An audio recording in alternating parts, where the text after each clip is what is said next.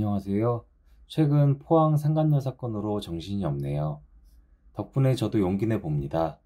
사연을 올려보려고 컴퓨터로 여러 번 고쳐 써보다가 또 올리지 못할 것 같아 새벽에 자는 아이 옆에서 핸드폰을 작성해 봅니다. 오타 글자가 있어도 양해 부탁드립니다. 우연인지 저희 상간녀도 포항이 고향입니다. 포항 근처에서 문방구를 하는 집이라고 알고 있습니다. 남편과 7살 차이의 상간녀는 남편의 회사 동료였습니다. 제가 결혼을 막 했을 즈음 졸업 후 첫 입사를 해 저희 아이가 4개월쯤 제 남편과 모텔을 다니던 사이로 발전을 했더군요. 저는 바보 같게도 아이가 아장아장 걸음마를 뗄 때야 사실을 알게 되었고 이후에는 지옥 같은 시간이 지나갔습니다. 남편을 이혼을 하기 위해 폭행과 협박을 서슴지 않았고 바보 같은 저는 남편이 회사를 그만두면 돌쟁이와 살 곳이 없다는 이유로 상간녀가 하는 협박에도 별 답변을 하지 못했습니다. 답답한 마음에 회사로 찾아갔더니 상간녀와 남편이 저를 명예훼손으로 고소하겠다고 하더군요. 거기다가 그날 제 편을 들던 시동생마저 자신이 해결할 일을 그르친다고 내는 화를 저는 묵묵히 삼켜야 했습니다. 이후에 수습한답시고 호주의 새 시어머니에게 전화가 왔고 제가 용서해야만 하는 일이며 마지막엔 어금니를 꽉 깨물며 내가 자신의 전화를 잘 받지 않는 모자란 며느리라서 일어난 일이라고 했습니다. 너무 어이가 없어서 당시 녹취록은 저는 아직 갖고 있습니다. 그 통화로 그달 국제통화요금이 10만 원이 넘게 나온 기억이 납니다. 제가 갓 취업하고 살림 마련하려고 동분서주할 때라 그 10만 원을 최근까지 생각해도 눈물이 났습니다. 그때 17개월이던 아이가 먹고 싶다는 음식이 있어도 조금만 먹자며 어르던 일을 아직 가슴 아프게 기억합니다.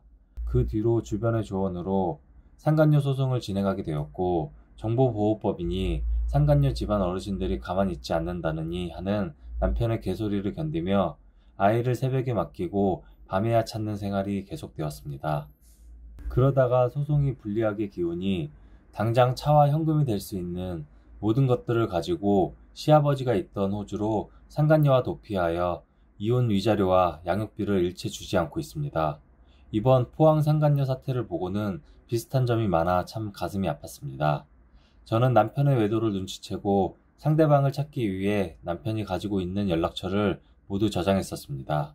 그랬더니 세상 아름다운 상간녀의 SNS 사진들과 그간 데이트 흔적들이 나왔고 그제야 퍼즐이 다 맞춰졌습니다. 당시 25살에 168cm에 20인치 허리라는 그녀의 사진들과 글들을 보고는 아이를 낳아 외모가 예전만도 못한 허탈감에 움츠려 들었던 것이 사실이었습니다. 그런데 제가 찾아가 본 상간녀는 다른 사람이었습니다.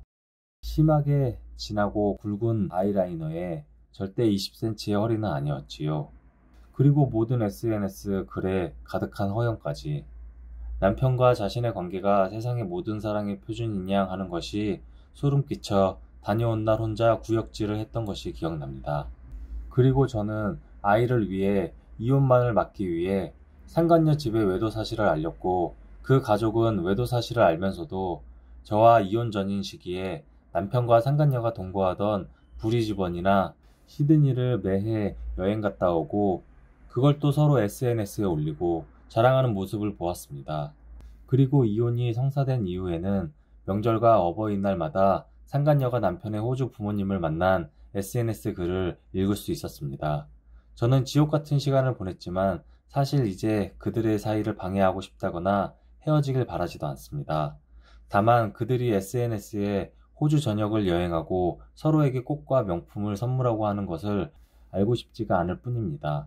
그렇지만 저는 위자료와 양육비를 주지 않는 그들과 소송을 하려면 유일한 증거가 상간녀의 허영에 찌든 SNS를 뒤지는 방법밖에 없었기 때문입니다. 최근에 전 남편은 호주 시드니 리드 컴포타일 사업하는 아버지 밑에 일하면서 상간녀에게 샤넬, 구찌, 명품을 사주고 지내고 있어 배드 파더스 사이트에도 등재하고 이를 알렸지만 묵묵부답이고 상간녀는 자신의 SNS를 쥐새끼처럼 들여다본다며 경고 피드를 올리고 있는데 제가 가만히 있으니 바보로 보이나 봅니다. 해외에 있는 그들에게 제 권리를 찾기가 너무 힘이 드네요. 또 제가 능력이 있다면 그들에게 위자료 따위 안 받아도 될 텐데 하는 자괴감도 들어 더욱 괴롭습니다. 그래서 지혜로운 여러분의 도움을 받아볼까 해서 글을 올려봅니다.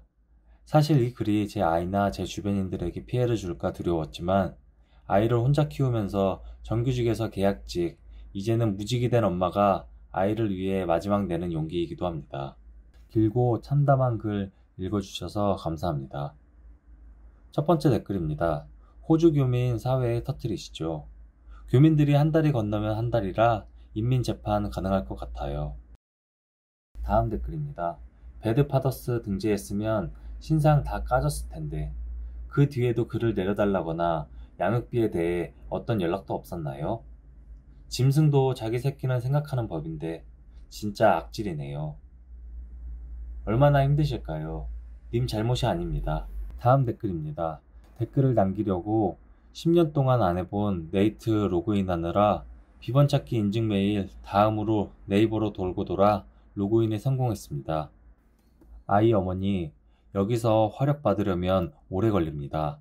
호주 나라 페이스북에 있는 시드니 관련 그룹들, 네이버 호주 벼룩시장, 카페에 자세한 내용과 카톡 대화 등등 실질적으로 뒷받침할 자료들을 모아 함께 터뜨리세요.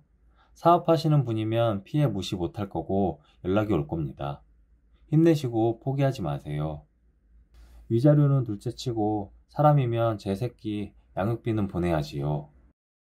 오늘의 이야기는 여기까지입니다. 편안한 밤 되시고 구독과 좋아요 부탁드립니다. 감사합니다.